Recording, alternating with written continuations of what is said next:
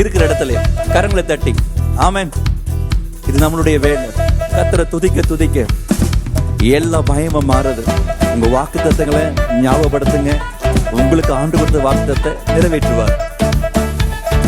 தரிசனங்கள் நிறைவேறிட தாமதங்கள் ஆனாலுமே, காரிருள்களால் பாதைகள் எல்லாம் அந்தகாரம் சூழ்ந்தாலுமே, தரிசனங்கள் நிறைவேறிட தாமதங்கள் ஆனாலுமே, இல்லை இல்லை நான் அஞ்சுவதில்லை, இல்லை இல்லை நான் கலங்குவதில்லை.